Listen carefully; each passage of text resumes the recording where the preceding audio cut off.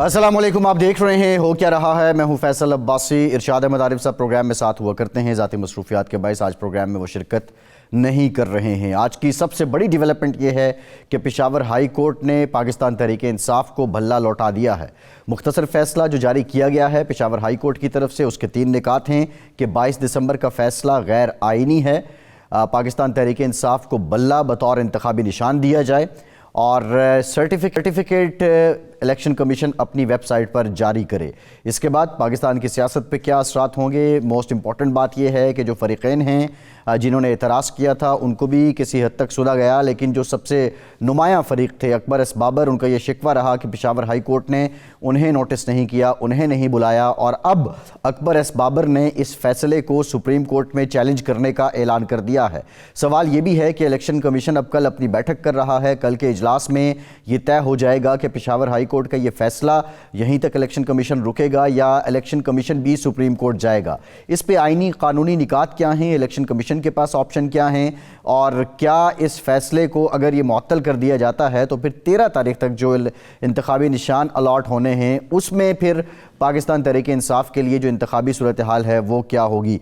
इन निकात पे बात करेंगे। दूसरी अहम डेवलपमेंट ये है कि सुप्रीम कोर्ट के जज जस्टिस मज़ाहिर अली अकबर नकवी ने अपने ओहदे से इस्तीफ़ा दे दिया है और अली अकबर नकवी पर सुप्रीम जुडिशल काउंसिल में रेफरेंस भी दायर किया गया था। उन पर आमदन से ज़ायद सजात के इल्ज़ामात थे और अब उन्होंने इस्तीफ़ा दे दिया है। अपना इस्तीफ़ा उन्होंने सदर ममलिकत को लिखा, लेकिन टेक्निकली 2024 की जगह तारीख 2023 लिख दी गई है। बहरहाल अब जो सुप्रीम जुडिशल काउंसिल में उनसे मुतालिक केस था, क्या उसकी मज़ीद समात भी होंगी? अगर होती हैं, जिस तरह मुस्लिम लीग नून कहती है कि इस्तीफ़ा नाकाफ़ी है और वो चाहती है कि ये केस मज़ीद आगे भी चले, तो मज़ीद कानूनी तौर पर उनके लिए क्या सज़ा जज़ा हो सकती है या इस इस्तीफ़े के बाद सुप्रीम जुडिशल काउंसिल मज़ीद तहक़ीक़ात नहीं करेगी? मुस्लिम लीग नून, पाकिस्तान पीपल्स पार्टी आमने सामने, बिलावल भुट्टो ज़रदारी तमाम तर अपनी तवज्जो फोकस किए हुए हैं लाहौर के हल्के पे। ये महज एक हल्का नहीं है। बिलावल भुट्टो अगर यहाँ से जीत जाते हैं तो ये सियासी तौर पर, इंतखाबी तौर पर लाहौर फतह करने के मुतरादिफ होगा। पाकिस्तान पीपल्स पार्टी के लिए यहाँ से पिछले इलेक्शन में भी बड़ा ओवरवेलमिंग रिस्पॉन्स था। अब की बार क्या जयाले निकलेंगे, नए जयाले बनेंगे, पुराने जयाले जागेंगे? इस पर आज के प्रोग्राम में हम डिटेल गुफ्तगू करेंगे। हमें ज्वाइन किया है सीनियर कानूनदान हैं हाफिज़ एहसान अहमद साहब। बहुत शुक्रिया हाफिज़ साहब आपके वक्त का। बैरिस्टर आमिर हसन साहब पाकिस्तान पीपल्स पार्टी के रहनुमा भी हैं, कानूनदान भी हैं। बहुत शुक्रिया बैरिस्टर साहब आपका। महमूद मौलवी साहब इस्तेकाम पाकिस्तान पार्टी के रहनुमा हैं, सीनियर सियासतदान हैं। मौलवी साहब आपका शुक्रिया। हाफिज़ साहब सबसे पहले आपकी तरफ आते हैं। इलेक्शन कमीशन के पास अब सुप्रीम कोर्ट जाने का ऑप्शन है, आप समझते हैं कि क्या अब उसको जाना चाहिए? और वो फ़रीक़ैन जिन्होंने इलेक्शन कमीशन के फ़ैसले को पेशावर हाई कोर्ट में चैलेंज नहीं किया था या उसमें पेश नहीं हुए थे, क्या अब वो भी सुप्रीम कोर्ट जा सकते हैं पेशावर हाई कोर्ट के इस फैसले के खिलाफ? हाफिज़ साहब। बिस्मिल्लाहिर्रहमानिर्रहीम। अब्बासी भाई आपका बहुत शुक्रिया कि आपने मौका दिया। इसका पहला तो जवाब ये है कि अगर कोई भी शख्स एग्रीव्ड होता है या कोई इंस्टीट्यूशन एग्रीव्ड होता है किसी भी ऑर्डर से, जो हाई कोर्ट का ऑर्डर हो, तो उसके ख़िलाफ़ जो है वो आर्टिकल 185 के नीचे जाके appeal supreme court of Pakistan के अंदर की जा सकती है। और जिस तरह का ये पेशावर हाई कोर्ट का एक फ़ैसला आया है और एक इसके अंदर कंसिस्टेंट हिस्ट्री है between the election commission of Pakistan और पीटीआई, और ये मामला 2021 से चल रहा है कि इंट्रा पार्टी के इलेक्शंस होने चाहिए। जब 2019 के अंदर पीटीआई ने अपने कॉन्स्टिट्यूशन को अमेंड करके दिया और उसके बाद ये सिलसिला चल रहा है कि इलेक्शंस होने चाहिए, और उसके बाद जब नहीं हुए तो फिर इलेक्शन कमीशन ऑफ पाकिस्तान ने इसके ऊपर शो कॉज नोटिस भी किए। पहले एक किया, फिर दूसरा किया, और उसके बाद जो थी प्रोसीडिंग चलते चलते 23 नवंबर 2023 को एक ऑर्डर आया जिसके अंदर उन्होंने कहा कि हम आपको मौका देते हैं, अगर आप उस प्रोसेस को पूरा नहीं करेंगे जो इलेक्शन एक्ट 2017 के नीचे है, सेक्शन 206 का, 7 का, 8 का, 209A के मुताबिक आप सर्टिफिकेट नहीं देंगे तो हम आपको 209(3) का जब सर्टिफिकेट नहीं इशू करेंगे तो उसका कॉन्सिक्वेंस ये होगा कि आपको 215 के नीचे इलेक्शन सिंबल्स नहीं मिलेगा। और जब किसी भी पॉलिटिकल पार्टी को इलेक्शन सिंबल्स नहीं मिलता तो डेफिनेटली उसके लिए पॉलिटिकली सेटबैक आता है, उसके लिए, उसके वोटर्स के लिए, सपोर्टर्स के लिए, कैंडिडेट्स के लिए, और जो इलेक्टोरल प्रोसेस के अंदर हमारी रिजर्व सीट है वो भी उसको नहीं मिलती। तो जब ये 20 दिन का टाइम दिया गया था और उसके ऊपर पीटीआई ने इलेक्शन करवाए 2 दिसंबर को, और 4 दिसंबर को उन्होंने अपना सर्टिफिकेट जो था वो इलेक्शन कमीशन ऑफ पाकिस्तान को फॉर्म 65 के मुताबिक भिजवाया। लेकिन इलेक्शन कमीशन ऑफ पाकिस्तान ने जब उसको इंटरनली प्रोसेस किया और फिर कुछ एप्लीकेशंस भी आई तो उसके ऊपर उन्होंने हेयरिंग्स की, और हेयरिंग्स 2-3 करने के बाद जो है मामला पेशावर हाई कोर्ट के अंदर गया, और पेशावर हाई कोर्ट ने कहा कि आप इसका फैसला करें, और उस फैसले की जो टाइम डेट दी थी वो आपकी 21 दिसंबर थी। और फिर इलेक्शन कमीशन ऑफ पाकिस्तान ने 22 दिसंबर 2023 को एक फैसला किया जिसके मुताबिक जो सर्टिफिकेट दिया गया था 209 का और फॉर्म 65 उन्हें एक्सेप्ट न किया, और कॉन्सिक्वेंटली उनसे सेक्शन 215 के नीचे जो इलेक्शन सिंबल था बल्ले का वो वापस ले लिया गया। पेशावर हाई कोर्ट के अंदर उसके खिलाफ एक इलेक्शन पटिशन आई, वो ऑर्डर सस्पेंड कर दिया गया। इलेक्शन कमीशन दोबारा वहां पे गया और वहां के ऊपर जाके उन्होंने उसको रिव्यू किया, और अब जो फैसला आया है उसके अंदर इलेक्शन कमीशन ऑफ पाकिस्तान को कहा गया है कि आप इनका सर्टिफिकेट जारी करें और इसको अपनी वेबसाइट पे करें, और कॉन्सिक्वेंटली ये होगा कि 215 के नीचे इलेक्शन सिंबल जो है उसकी कंटिन्यूटी आएगी। लेकिन इलेक्शन कमीशन ऑफ पाकिस्तान की जिस तरह एक चल रहा है इस प्रोसेस के अंदर, मेरा ख्याल ये है कि पीटीआई भी सुप्रीम कोर्ट ऑफ पाकिस्तान के अंदर गई थी, जो पेशावर का इंटरम ऑर्डर जो उन्होंने रिकॉल किया था आज उन्होंने वापस लिया है, उसके बाद पेशावर हाई कोर्ट ने उसके ऊपर एक फैसला किया है। इसी तरह इलेक्शन कमीशन ऑफ पाकिस्तान भी जाएगी। अब 2 इसके अंदर एस्पेक्ट्स हैं, एक ये इसका पॉलिटिकल एस्पेक्ट है और दूसरा इसका लीगल एस्पेक्ट है। पॉलिटिकली तो पीटीआई को आज उसका फायदा हुआ है कि वो जो एक चीज थी कि इलेक्शन सिंबल्स के अंदर सारी चीजें चल रही थी, उसके अंदर जो उनके वोटर्स हैं या कैंडिडेट्स बनेंगे उनको उसका ये कह जाएगा। बट लीगली इसके अंदर जो चीजें आएंगी वो 3-4 बड़ी इंपॉर्टेंट है। नंबर 1 उसके अंदर इंपॉर्टेंट ये है कि क्या इलेक्शन कमीशन ऑफ पाकिस्तान का मैंडेट किस हद तक है इंट्रा पार्टी इलेक्शन करवाने का, ये सुप्रीम कोर्ट ऑफ पाकिस्तान के अंदर डिटर्मन होगा। और दूसरा इसके अंदर आएगा कि अगर कोई पार्टी एडमिट करे अपने प्रोसेस के अंदर गलतियां हुई हैं, हमारा फेडरल इलेक्शन कमीशन ये जो हाफिज साहब, हमारी जो अपॉइंटमेंट्स भी हैं सेक्रेटरी जनरल की हमारे कॉन्स्टिट्यूशन के मुताबिक नहीं है, तो उसके मुताबिक अगर कोई फैसला आया तो क्या इलेक्शन कमीशन ऑफ पाकिस्तान पाबंद है इस चीज का कि सर्टिफिकेट करे? सही है, मैं इन निकात पे आपकी तरफ आऊंगा। बैरिस्टर आमिर हसन साहब से भी जरा कानूनी राय लेते हैं। बैरिस्टर साहब, आज अली जफर साहब ने ये कहा कि अगले 15 मिनट में, जब वो प्रेस कॉन्फ्रेंस कर रहे थे, अगले 15 मिनट में इलेक्शन कमीशन अगर सर्टिफिकेट जारी नहीं करता तो उसके खिलाफ तौहीन अदालत होगी। ये अली जफर साहब ने कहा, कोर्ट एंड कोर्ट में आपके सामने रख रहा हूं। अब क्या इलेक्शन कमीशन कल अगर सुप्रीम कोर्ट में चला जाता है और सर्टिफिकेट जारी नहीं करता, जब तक सुप्रीम कोर्ट उस पर कोई फैसला नहीं देती, तो इलेक्शन कमीशन पाबंद है कि वो सर्टिफिकेट जारी करे, या फिर मामला सब जुडिस हो गया, वो एक आ गया, उज़र आ गया इलेक्शन कमीशन के पास, वो मज़ीद टाइम टेकिंग कर सकता है सर्टिफिकेट जारी करने में? बहुत शुक्रिया जी। देखिए, इलेक्शन कमीशन का मामला तभी सेटल होगा, ये इनका सिंबल वाला या कोई भी जो होता है, जब सीएन सुप्रीम कोर्ट की तरफ से आएगा, क्योंकि हाई कोर्ट हर हाई कोर्ट की है, लेकिन बहरहाल जो जुरिस्डिक्शन है, जो मैं समझता हूँ या फाइनलिटी है, वो सुप्रीम कोर्ट से फैसले के बाद आएगी। इसलिए पेशावर हाई कोर्ट से फैसला आ भी गया है, तो कानूनी तौर पे मजबूती इतनी नहीं है अभी तक। और ये अक्सर होता है, जो कानून से मुंसलिक है उन्हें पता है कि ये तौहीन अदालत की बातें होती रहती हैं, सिविल कोर्ट से लेके ऊपर तक, अगर फैसले पे अमल दरामद ना हो। लेकिन क्योंकि इलेक्शन कमीशन अपील में जा सकता है और वो जाके उधर अपना मौकफ रखेगा, तो मेरे ख्याल में फैसला तब होगा जब सुप्रीम कोर्ट से आएगा। मैं कानूनी तौर पे भी ये समझता हूँ कि अब सुप्रीम कोर्ट ही इस चीज को डिसाइड करे और कर देना चाहिए। किसी पॉलिटिकल पार्टी को मेरे ख्याल से नहीं रखना चाहिए उसके हक से महरूम, उसे कोई सिंबल अलॉट करना चाहिए, जो भी सिंबल हो, जो वो चाहती है। अगर वो मौजूद नहीं तो दूसरा सिंबल देना चाहिए।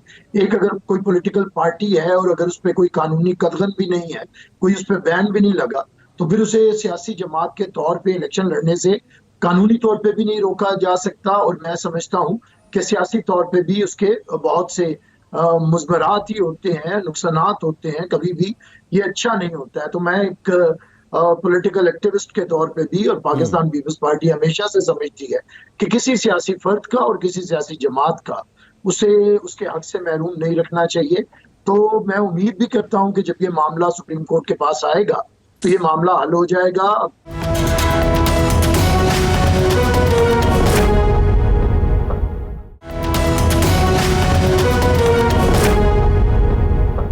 बैरिस्टर साहब, मामला ये है कि मामला सब जुडिस अगर हो जाता है 13 तारीख तक शेड्यूल के मुताबिक इंतखाबी निशान अलॉट हो सकते हैं, या ये फैसला मुअत्तल होता है, फर्दर कोई फैसला आता नहीं है, तो फिर क्या सियासी इंतखाबी तौर पे ये बल्ले का क्या सिग्निफिकेंस रह जाएगी कानूनी तौर पे इलेक्शन कमीशन और पीटीआई के पास?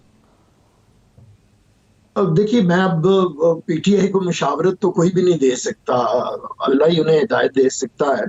लेकिन मैं एक बात समझता हूं कि कानूनी मुकदमात को कानूनी तरीके से, उन्हें सियासी तौर पे नहीं। आपने देखा कि पीछे जो इनका केस आया इलेक्शन कमीशन के खिलाफ कि हमारे पेपर रिजेक्ट हुए, तो जब वो सुप्रीम कोर्ट में गए तो उनके पास लीगल आर्गुमेंट कोई नहीं था। ये सिर्फ वो सियासी बातें करते हैं जिसके अंदर मजलूमियत का एक कार्ड खेलते हैं, जो कि नहीं है। वो जब सारी रिपोर्ट आई तो उससे पता चला कि कानूनी नुकात नहीं है, जिसकी वजह से इन्हें 3 दिन का वक्त दिया गया है। तो मैं अब भी समझता हूं कि अगर ये कानूनी मामलात को कानूनी तरीके से टैकल करेंगे तो बेहतर होगा, और सियासी मामलात को सियासी तरीके से। देखिए, ये कोई पहली दफा नहीं हो रहा वासी साहब। पाकिस्तान पीपल्स पार्टी से इंतखाबी निशान छीना गया था।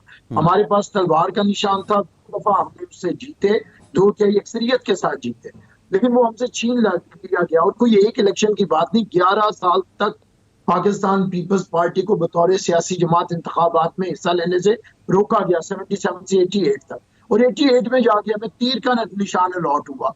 11 साल हम बगैर, हमें ना रजिस्टर किया जाता था एज अ पॉलिटिकल पार्टी, और हमारी वजह से गैर जमाती इलेक्शन करवाए जाते थे। लेकिन हमने अपनी पॉलिटिकल स्ट्रगल के अंदर एक तसलसल भी रखा और उसे जमहूरी भी रखा, पुरतशद्दुद नहीं बनाया, रियासत के खिलाफ नहीं किया। 11 साल का ये बड़ा बैरिस्टर साहब ये बड़ा इंपॉर्टेंट नुक्ता है, ये बड़ा इंपॉर्टेंट नुक्ता है। हाफिज साहब, तो जो स्टेटमेंट अली जफर साहब की कि आइन और इंसाफ की जीत हुई है, दिस इज़ वेरी अनफॉर्चुनेट कि जब किसी के भी खिलाफ फैसला आता है तो वो फिर अदालतों पे तनकीद शुरू कर देता है, और जब किसी के हक में आता है तो वो फिर बल्ले बल्ले कर देता है। 4 दिन पहले तक आपके सामने है जो सारा रद्द अमल था, और बिलखुसूस अली जफ़र साहब की जमात खैर इसमें खासा भी रखती है।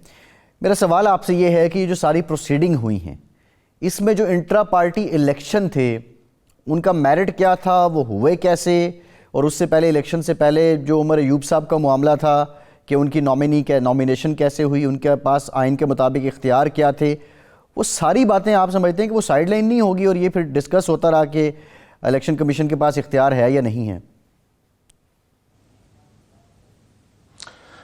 देखें, जो आपने बात की है वो असल बात इम्पॉर्टेंट ये है कि हमने पिछले कई सालों से हमारी जो अदालतें हैं या हमारा वो ऐसा तबका जो बात करे उसके ख़िलाफ़ हमने एक महाज खोल लेते हैं। अगर हमारी मर्ज़ी के मुताबिक जो है ओपिनियन मेकिंग ना हो, हमारी मर्ज़ी के मुताबिक फ़ैसले ना हो, और हमारी डिज़ायर्ड रिज़ल्ट्स के मुताबिक इंस्टीट्यूशंस चले ना, उसका इफ़ेक्ट क्या हुआ ये है कि जो हमारा असल रियल कंट्रोवर्शियल या कॉन्स्टिट्यूशनल या लीगल इश्यूज़ थे वो पीछे रह जाते हैं, और हमारा अपना एजेंडा जो है वो आगे आ जाता है। और ये इसका क्लाइमेक्स जो है पिछले 10-12 साल से हुआ है, और ज़्यादा इसके अंदर जो आया हुआ है वो आपका अप्रैल 2022 से इस मुल्क के अंदर चल रहा है कि जब आपने देखा कि किस तरह जो एक वोट ऑफ नो कॉन्फिडेंस आई और उसके बाद सुप्रीम कोर्ट और हाई कोर्ट्स के अंदर एक कंट्रोवर्सी चली। अब उसके अंदर ये हुआ ये है कि हमने सारा कुछ ये फैसला कर लिया है, तहैया कर लिया है कि अगर फैसला हमारे हक़ के अंदर आएगा तो इंसाफ की भी जीत है, जजेस की भी जीत है, सुप्रीमेसी ऑफ द कॉन्स्टिट्यूशन भी है, मेरिट भी बड़ा चल रहा है, और उसके बाद ये है कि इस मुल्क के अंदर रूल ऑफ लॉ भी है। और अगर हमारे रिजल्ट्स हमारी ख्वाहिश के मुताबिक नहीं आएगा तो ना हमारे मुल्क के अंदर कॉन्स्टिट्यूशन है, ना हमारे मुल्क के अंदर जजेस हैं, ना हमारे मुल्क के अंदर रूल ऑफ लॉ है, और ना ही हमारे मुल्क के अंदर सिस्टम की क्रेडिबिलिटी है। अब इसने इफ़ेक्ट क्या किया है? इसने इफ़ेक्ट वो किया है कि जो पाकिस्तान का आम आदमी जो पाकिस्तान के अंदर है या पाकिस्तान से बाहर है या जो पाकिस्तान को वॉच कर रहे हैं, उसके अंदर इसका बहुत बड़ा नेगेटिव इम्पैक्ट पड़ा है। अब एक एक केस का अगर आप देख लें कि अगर आप देख लें कि 9 अप्रैल 2022 को जो सुप्रीम कोर्ट का एक फैसला आया, किस तरह एक पॉलिटिकल पार्टी ने सुप्रीम कोर्ट ऑफ पाकिस्तान के जजेस को किस हद तक जो है वो घसीटा इस मामले के अंदर, और क्या क्या चीज़ें नहीं कहीं, और यही चीज़ फिर इस्लामाबाद हाई कोर्ट के अंदर गई। फिर उसके बाद अगर आर्टिकल 63A का फैसला आया तो किस तरह दूसरी पॉलिटिकल पार्टी ने जो है एक पूरे इंस्टीट्यूशंस को और पूरे सिस्टम को उसके अंदर घसीटा और कहां तक गई।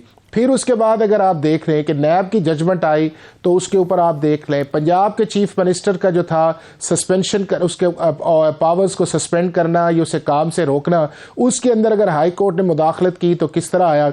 हमारे प्रेसिडेंट ऑफ पाकिस्तान ने जब ओथ न लिया और संजरानी साहब ने लिया, और यही प्रिंसिपल जब लाहौर के अंदर कहा गया और गवर्नर ने रिफ्यूज किया, तो अगर कोर्ट ने कहा तो स्पीकर यहाँ पे गए तो क्या आई। अभी भी आप देख रहे हैं कि ये जो इलेक्शन वाला मामला है कि अभी सिर्फ रिव्यू किया था 3 जनवरी 2024 को पेशावर हाई कोर्ट ने कि जी इसको 9 को सुनेंगे, तो उसके अंदर फिर आप टोन टेनर आप देख लें कि किस लेवल पे हम लेके गए। और अभी भी मैं समझता हूं कि आज जो वॉइसेस आई हैं, अल्लाह करे कि सुप्रीम कोर्ट ऑफ पाकिस्तान का जो भी फैसला इस चीज़ के अंदर आए उसके ऊपर भी हम सारे इसी तरह बात करें कि जी आज कॉन्स्टिट्यूशन की जीत है, आज सुप्रीम कोर्ट ऑफ पाकिस्तान ने बड़ा मेरिट पे फैसला किया है या रूल ऑफ लॉ किया है। ये वो चीज़ें हैं जिनको करने की ज़रूरत है, और अब्बासी भाई जिसको ना करके हम इस पूरे सिस्टम को और अपने मुल्क को ऐसा सिक्योरिटी डिसक्रेडिट की तरफ लेके चले गए हैं और उस क्योस की तरफ लेके गए हैं कि जिसका सिर्फ और सिर्फ आइंदा जो है वो मोर पॉलिटिकल इंस्टेबिलिटी, मोर जो इकोनॉमिक इंस्टेबिलिटी है, और वो जो हमारे रियल इश्यूज हैं जो हमारे रूल ऑफ लॉ के हैं, गवर्नेंस के हैं, जस्टिस को बेहतर करना है, इस मुल्क के आम आदमी की हालत को बेहतर करना है, महंगाई को कम करना है, स्कूल बच्चे दाखिल करने हैं, उसके बाद जो स्टंटेड ग्रोथ है उस पर काम करना है, अपने मुल्क के इंडेक्स को आगे लेके चला है, वो साइड पे हो गया। और पाकिस्तान इस वक्त जो है वो पावर पॉलिटिक्स की तरफ चला गया। और पावर पॉलिटिक्स का मतलब ये है कि अगर मैं एज ए किंग क्राउन पहनूं तो सारा कुछ ठीक है, और अगर एज ए किंग क्राउन मैं नहीं पहनता तो फिर ये सारा सिस्टम भी ठीक नहीं है, और इस सिस्टम को चलाने वाले भी ठीक नहीं है, और जितने मेन इंस्टीट्यूशन हमारे हैं वो हमारे राइवल हैं। मैं जरा बैरिस्टर साहब की तरफ भी जाऊंगा। बैरिस्टर साहब, एक और भी डेवलपमेंट है, सुप्रीम कोर्ट के जज जस्टिस बज़ाहिर अली अकबर नकवी साहब अपने ओहदे से मुस्ताफ़ी हो गए हैं। उन्होंने अपना इस्तीफ़ा भी इरसाल कर दिया। उनके खिलाफ रेफरेंस था, आमदन से ज़ायद असाजात के इल्ज़ामात थे, सुप्रीम जुडिशल काउंसिल में उनको शो कॉज भी हो चुका था। ये जो इस्तीफ़ा है, एक तो ये बता दें कि इसके बाद जो इंक्वायरी वगैरह हो रही है, जो केस चल रहा है वो रुक जाएगा आप समझते हैं? और दूसरा, ये कैसी नज़ीर है उनका अपने ओहदे से हट जाना, यानी क्या इसका एक पहलू ये है कि वो आगे जा चल के दिफा नहीं कर सकते थे, या उन्होंने यही बेहतर समझा कि अभी मुस्ताफ़ी हो जाते हैं? मतलब ये नज़ीर कैसी है पाकिस्तान की अदालती तारीख में? देखिए, अगर इससे समझना हो तो अभी रिसेंट पास्ट में जस्टिस काजी फाइज ईसा के ऊपर इसी तरह का एक मामला आया, सुप्रीम जुडिशल काउंसिल के अंदर उनका मामला गया, और आपको पता है कि जिस तरह उन्हें तज़हीक किया अब तक लास्ट गवर्नमेंट ने, और फिर उसके बाद जो जजेस थे, उनके ब्रदर जजेस थे, जो सलूक हुआ वो आपके सामने है। लेकिन जस्टिस काजी फाइज ईसा ने फैसला किया कि वो सुप्रीम जुडिशल काउंसिल के आगे और अदालत के आगे अपना मामला रखेंगे, और वो उसमें कामयाब हुए, सुरखरू हुए। इसका मतलब था कि उनके पास सबूत थे अपनी बेगुनाही के, या वो ये समझते थे कि ये सारा जो सिलसिला है ये एक साजिश है। लेकिन जस्टिस बज़ाहिर अली नकवी का रिजाइन कर जाना इस बात का सबूत है कि कहीं ना कहीं वो जानते हैं कि उनके पास अपनी बेगुनाही के सबूत नहीं थे, जिसके लिए उन्हें रिजाइन करना पड़ा। और मेरे ख्याल से बेहतर किया है एक जज का, सुप्रीम कोर्ट के सिटिंग जज का, इस तरह का मामला अगर आए और वो समझता भी हो कि उसके पास अपनी बेगुनाही का सबूत नहीं है तो उसे रिजाइन कर देना चाहिए। ये बेहतर तरीका कार है। अब ये सुप्रीम जुडिशल काउंसिल मेरे ख्याल से, क्योंकि वो जज नहीं रहे, इसे जारी नहीं रखेंगे, और अब उनका मामला दूसरे कानून के तहत ही देखा जाएगा, क्योंकि अब वो सुप्रीम कोर्ट के जज नहीं है। तो मैं समझता हूँ कि पाकिस्तान के अंदर ये जो जजेस का एहतसाब है, यही पाकिस्तान पीपल्स पार्टी एक अरसे से कह रही है कि अगर हर इदारे ने अपना एहतसाब खुद करना है तो सिर्फ पार्लियामेंट या फिर सियासतदान ऐसे क्यों हैं कि उनका एहतसाब सारे बारी बारी करते हैं। इलेक्शन के जरिए अवाम करते हैं, अदालतें करती हैं, नैब करता है, फिर किसी का दिल चाहे तो वो करता है। क्यों ना पाकिस्तान के अंदर एक ऐसा कानून लाया जाए जो नई असेंबली आए जिसमें सबका एहतसाब एक कानून के तहत हो, वहाँ पॉलिटिशियन भी हो, वहाँ जजेस भी हो, और वहाँ दूसरे मोतबर और ये जो अशराफियां हैं या ताकतवर हल्के हैं उनका एहतसाब हो सके। यही रियासतों में होता है जहाँ पे इंसाफ हो, वहां पे एक तरह का एहतसाबी निज़ाम होता है, और जब एक तरह का एहतसाबी निज़ाम होगा तो मैं आपको बताऊं कि फिर ना तो कोई सियासतदान कल को मजलूमियत का कार्ड इस्तेमाल करेगा और ना वो दूसरे इदारों के ऊपर इल्जाम लगाएगा। ये जरूरत है, यही वादा हमने सीओडी में किया था, लेकिन कहीं ना कहीं हमारे साथी पीएमएलएन वाले इसे भूल गए। हम आज भी उधर ही खड़े हैं कि एहतसाब का एक ऐसा निज़ाम लाया जाए जिसमें सबका एहतसाब हो सके, और फिर जब जिसका एहतसाब हो, उस वक्त की भी हुकूमत हो या साबिक भी हो, सबका एहतसाब हो सकता हो, सब बड़े ओहदे वालों का एहतसाब हो सकता हो। फिर अवाम का जमहूरियत के ऊपर, जमहूरी निज़ाम के ऊपर, निज़ाम अदल जो है इन्हिसार है बढ़ेगा, एतबार है बढ़ेगा।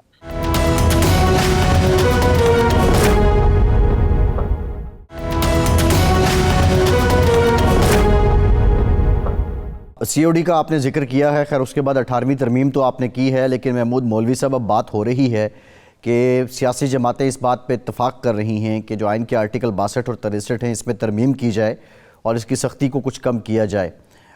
एक तो ये बता दें मौलवी साहब, इससे पहले अगर ये बहुत सख्त किस्म की तलवार थी ये आर्टिकल, तो इससे पहले इस पे अमेंडमेंट क्यों ना हो सकी?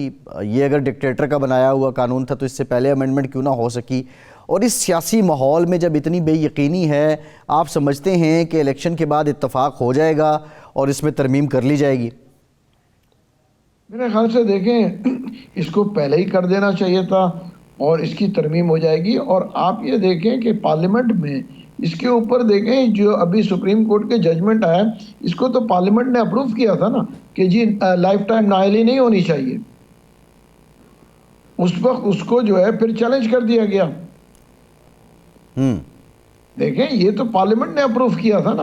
देखिए, जहां पार्लियामेंट की बालादस्ती लोग कहते हैं, जहां वो करते हैं, तो फिर उसके बाद जो है फिर कोर्ट्स उसको जो है ऑब्जेक्शन लेते हैं ना उस पर। देखिए, हमें ये भी फैसला करना चाहिए कि हमें पॉलिसीज बनानी चाहिए कि उसको हर चीज के ऊपर हम जो है उसको कॉन्ट्रडिक्ट ना करें ना। आप जैसे बात कर रहे हैं ना, देखिए एक चीज ये होना चाहिए कि कुछ चीजों के ऊपर सियासत नहीं होनी चाहिए, इकोनॉमी के ऊपर सियासत नहीं होनी चाहिए और कानून के ऊपर सियासत नहीं होनी चाहिए। देखिए ना, अगर कोर्ट्स जो है वो पॉलिटिसाइज हो जाए और वो सियासतदान बन जाए, ठीक है ना, और वो किसी एक पार्टी के साइड लेने लगे, देखिए फिर वो इंसाफ नहीं होगा। इंसाफ होना चाहिए अक्रॉस द बोर्ड।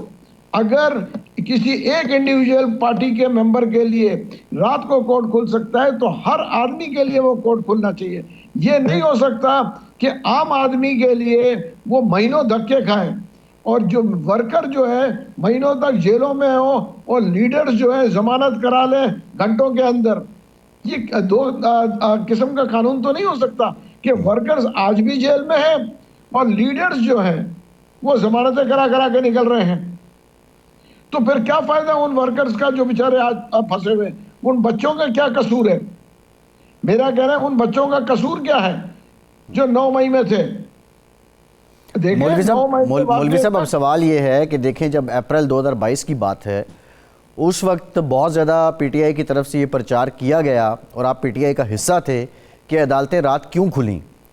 अब जब अदालतें रात खुल रही हैं तो आई थिंक वो बैलेंस नहीं हो रहा कि अदालतें रात इसलिए खुलती हैं। देखिए, एक चीज़ मैं बताऊँ ना, अदालतें रात को भी खुले, मैं तो कह रहा हूँ राउंड द क्लॉक अदालतें लगनी चाहिए ताकि पुराने केसेस खत्म हो, जजेस और भर्ती होने चाहिए। देखिए, हजारों केसेस अटके हुए हैं, लोगों को 15-15 साल हो जाते कोर्टों में।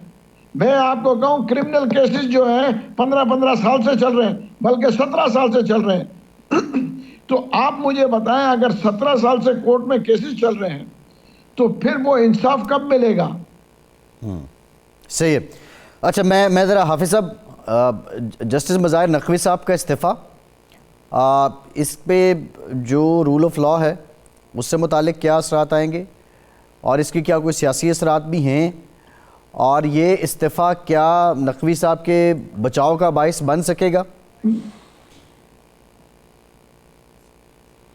देखिए, दो चीज़ें बड़ी वाज़ेह हैं इस चीज़ के अंदर। एक ये है कि अगर पाकिस्तान की सुप्रीम जुडिशल काउंसिल की प्रोसीडिंग अगर supreme court of Pakistan suspend करे और वो प्रोसीडिंग आगे चलती न रहे और प्रोसीडिंग चलती रहे और वो प्रोसीडिंग जो है सुप्रीम कोर्ट ऑफ पाकिस्तान के आर्टिकल 184(3) के अंदर चलती रहे, तो वो फिर आपने देखा है चाहे इफ्तिखार चौधरी साहब का केस हो या काजी फायज़ ईसा साहब का केस हो, वो सारे के सारे जो हैं वो कॉन्स्टिट्यूशनल जुरिसडिक्शन के अंदर जाते हैं और वो सुप्रीम जुडिशल काउंसिल के अंदर वो जो रेफरेंसेस आते हैं वो रेफरेंसेस ही ख़त्म हो जाते हैं। अब इस केस के अंदर जो चीज़ थी, कोई कंप्लेंट आई और वो कंप्लेंट जो थी वो काफ़ी तरफ से आई, उसमें बार काउंसिल्स भी उसके अंदर पार्टीज़ थी और उसके अंदर जो है उन्होंने पहले शो कॉज का जवाब से पहले एक एवेल्यूएशन होती है, वो एवेल्यूएशन की जो सुप्रीम जुडिशल काउंसिल्स के रूल्स हैं 2005 के हैं। उसके बाद ये है कि अगर वो वेरिफिकेशन उस लेवल पे आ जाती है तो फिर जो कॉन्स्टिट्यूशन इसके मुताबिक है कि chief justice of Pakistan, 2 senior most high supreme court के जजेस और 2 सीनियर मोस्ट हाई कोर्ट के चीफ जस्टिस शामिल होते हैं और वो उसके ऊपर जो है वो एक प्रोसेस को स्टार्ट करते हैं, शो कॉज करते हैं और अटॉर्नी जनरल या किसी भी शख्स को जो है वो प्रोसिक्यूटर करते हैं। अब इस केस के अंदर भी एक शो कॉज उसका जवाब जब सेटिस्फाई नहीं है, फिर एक दूसरा उसके अंदर आया और मामला जो है वो चैलेंज कर दिया गया आर्टिकल 184(3) के अंदर और जब उस बेंच ने जो है उस प्रोसीडिंग्स को रोका नहीं है तो फिर मेरा ख्याल है जज साहब ने मुनासिब समझा कि मैं इसको रिज़ाइन कर देता हूँ। लेकिन मैं ये समझता हूँ कि सिर्फ जुडिशल मिसकॉन्डक्ट का रिज़ाइन करके निकल जाना किसी भी मसले का हल नहीं है। अगर किसी शख्स के ख़िलाफ़ सीरियस किस्म के एलिगेशंस ऐसे हैं कि जिसके अंदर से जो है वो मिसकॉन्डक्ट से आगे वो बात निकल जाती है, उसको प्रूव होना चाहिए। और ये जो हमारा एक बना हुआ है कि जी हम रिटायर्ड जज के ख़िलाफ़ सुप्रीम जुडिशल काउंसिल एक्ट नहीं करती, इस लॉ को और कॉन्स्टिट्यूशन को भी अमेंड करना चाहिए। मतलब अगर फ़र्ज़ किया वो प्रोसीडिंग चल रही है और मेरा 14 डेट थी उसकी, अगर आज वो प्रेसिडेंट ऑफ पाकिस्तान उस रिज़ाइन को एक्सेप्ट कर लेते हैं तो इसका मतलब ये है कि सुप्रीम जुडिशल काउंसिल की प्रोसीडिंग जो है, चूँकि कॉन्स्टिट्यूशन के अंदर ये लिखा हुआ है कि जो सर्विंग जज हो या आपका जो परमानेंट जज उसके ख़िलाफ़ हो सकती है, उसके अलावा नहीं हो सकती, तो मीनिंग देयर बाय कि फिर आप उन्हें शख्स के जो ऊपर जो चार्जेस लगाए और वो जुडिशल मिसकॉन्डक्ट की प्रोसीडिंग से नहीं थी बल्कि उसके अंदर एक करप्शन का एलिमेंट आया था, उसकी बुनियाद के ऊपर आपने कहा कि हम इस जज को टेक्निकली अब ट्राई नहीं कर सकते। तो इस इशू को भी एड्रेस होना चाहिए कि अगर करप्शन का एहतसाब अक्रॉस द बोर्ड होना चाहिए। और ये जो बात है, मैं एक गुजारिश करूँगा आपके प्रोग्राम के तवसत के हमारे पोलिटिकल लीडर्स को या पोलिटिकल पार्टीज़ को अब इन्वर्टेड कॉमर्स की डिबेट से बाहर निकल आना चाहिए कि इस तरह होना चाहिए, इस तरह कर लेना चाहिए था, इस तरह वो होना चाहिए। ये है कि अगर अल्लाह मौका दे 2024 के अंदर तो वो काम करें उस चीज़ के अंदर जिसके अंदर सिस्टम की क्रेडिबिलिटी आए। इस मुल्क के अंदर एहतसाब का निज़ाम जो है उसकी ज़रूरत है, आना चाहिए। इस मुल्क के अंदर नैब ने वो परफॉर्म पोलिटिकल विक्टिमाइजेशन का किया है, तो क्या नैब इसी तरह कंटिन्यू करे या नया सिस्टम इसके अंदर आए जिसके अंदर क्रॉस द बोर्ड आए, वो होना चाहिए। इस मुल्क का जो आउटडेटेड जस्टिस सिस्टम है, जिस तरह मौलवी साहब ने भी इशारा किया, 20-20 साल लगते हैं उस निज़ाम की तरफ, कन्विक्शन आपकी 5-6% से ज़्यादा है नहीं है, लॉलेसनेस आपके मुल्क के अंदर है, पुलिस आप कंट्रोल नहीं कर सकते, पटवारी आपके बस से बाहर है, सेक्रेटरी डीसी से आपकी एक्सेस कोई नहीं है, प्राइम मिनिस्टर ऑफिस के अंदर जो बैठे हुए, तो क्या ये निज़ाम जो है वो इन इफ एंड बट के अंदर चलेगा? इसको बदलने की ज़रूरी है ताकि सिस्टम के अंदर कॉन्फिडेंस आए। और दूसरा जो इंपॉर्टेंट ये है कि किसी भी जगह करप्शन हो, चाहे जुडिशरी के अंदर हो, चाहे जुडिशरी के अलावा किसी इदारे के अंदर हो, उसको किसी भी सूरत जो है वो माफ़ नहीं करना चाहिए कि एक शख्स रिज़ाइन दे और उसके बाद वो सिस्टम के अंदर से निकल जाए और उस टेक्निकल चीज़ है उसका बेनिफिट उठाए। तो इसकी तरफ भी जो है अगली जो भी पार्लियामेंट आए उसको एड्रेस करने की ज़रूरत है। और मोर इंपॉर्टेंटली ये है कि पाकिस्तान के जो ओरिजिनल मसाइल जो पाकिस्तान के 76 साल से इसको दीमक की तरह खा रहे हैं, आप देखें ना कि क्लाइमेक्स आप देखें कि एक तरफ ये है कि आपकी आर्मी दुनिया की 6-7वीं बड़ी आर्मी है, दुनिया की टॉप 10 के अंदर उसकी आता है, आप न्यूक्लियर पावर आप है, मिसाइल टेक्नोलॉजी आपके पास है, कतर आपको कहता है कि जी वर्ल्ड कप हमने करवाना है, आप हमें सिक्योरिटी दें। पाकिस्तानी दुनिया के बाहर के मुल्कों के अंदर जाके वंडर्स क्रिएट करते हैं, जहाँ जहाँ जाते हैं और क्या क्या परफॉर्म करते हैं। उसके बाद आप देख लें कि टैलेंट ये देख लें कि दुनिया का एक यूनिक जियोग्राफिकल कंट्री है, 64% आबादी इसकी जो है वो 15 से 29 साल के अंदर है। और दूसरी तरफ आप देखें कि हम डिच के अंदर घिरे हुए हैं कि ना हमारी इकोनॉमी है, ना हमारी गवर्नेंस है, ना हमारा जस्टिस है। गरीब आदमी जो 60% जो है उसे 2 वक्त की रोटी नहीं दे सकते।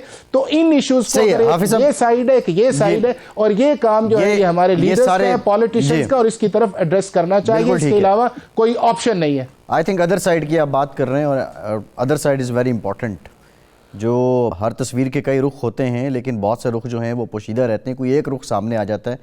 एक ब्रेक के बाद बात करेंगे। बिलावल साहब अब लाहौर फतह करने के लिए तैयार हैं, पीपल्स पार्टी की तैयारियां क्या हैं, बैरिस्टर साहब के पास क्या इतलात हैं, कितने मार्जिन से बिलावल साहब जीतेंगे, अब अता तारड़ साहब उनके सामने हैं। ब्रेक के बाद बात करते हैं।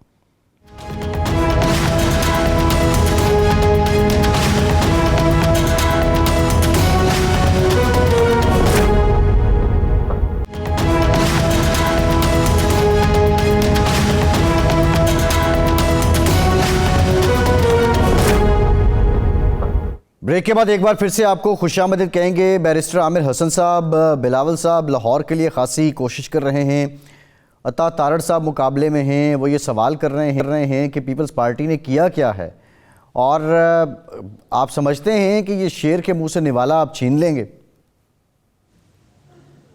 देखिए, अता तारड़ साहब जितने लाइल्म हैं उन्हें यही सवाल करना चाहिए कि पीपल्स पार्टी में बात यह है कि हमारा ना तो अता तारड़ साहब से कोई मुकाबला है, ना उनकी जमात से मुकाबला। चेयरमैन बिलावल भुट्टो का एक गैर सियासी समाज से मुकाबला है, बिलावल भुट्टो का अदम बर्दाश्त से मुकाबला है, बिलावल भुट्टो का महंगाई से, बेरोजगारी से और गुर्बत से मुकाबला है। और बिलावल भुट्टो ने क्या किया है ये तो तारीख ने बताया है, उसकी महरास ने बताया है, उसकी सियासी जमात की जद्दोजहद ने बताया है, आइन से लेके एक्टिव प्रोग्राम और वहां से गरीब को ताकत का सरचश्मा बनाने तक और आवाम को शऊर देने तक ये पीपल्स पार्टी के क्रेडिट में है। देखिए, लाहौर का इलेक्शन महज एक नशिस्त का इलेक्शन नहीं है। एक नशिस्त का इलेक्शन होता तो हमारी बात नहीं थी।